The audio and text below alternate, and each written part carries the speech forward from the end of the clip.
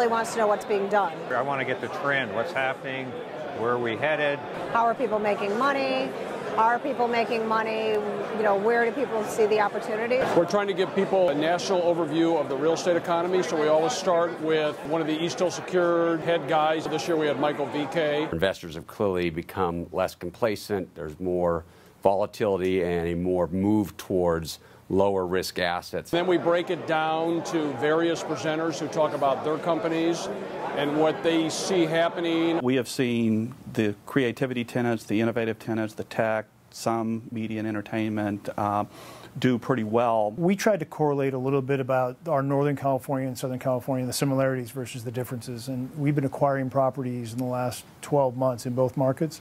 And we found is the tenant quality and the tenant type mix of technology, social media, entertainment, market communications are very similar, and these tenants are both growing in both markets. They talk about a couple of their deals. We wanted to highlight our acquisition of 875 Howard Street in San Francisco, more specifically in the SoMa submarket. It's one of the areas when we look at deals and opportunities that we're extremely bullish on. The last thing we do is we have a panel of experts who talk about all sorts of subjects, all real estate related. If you were to ask me 8 months ago what I thought about Silicon Valley, I would have told you I probably will not revisit that area in my lifetime. And now he's already considering it, and it's just been a few months. We're so bullish on Silicon Valley now that we just acquired 30 acres of land and are developing a 740,000 square foot speculative campus in Santa Clara. It shows the fluidity of the real estate market and how you really have to be monitoring the markets.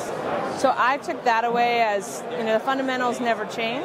You brought people from all over the state together, and there was a very interesting discussion about real estate in Northern California today. The pricing of Northern California was here, Southern California was here in 2009, right?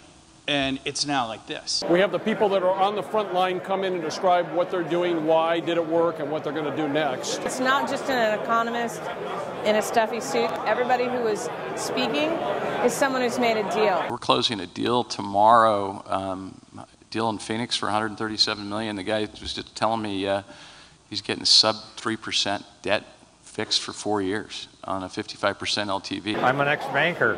Cheap money.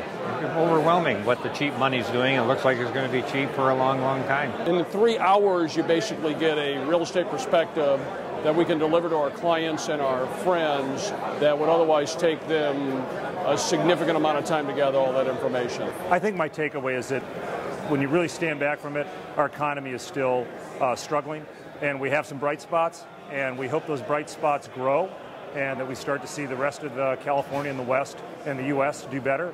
But right now it's still a kind of a precarious environment, and we have to be careful in what we're doing and not get too excited about good news in any one place.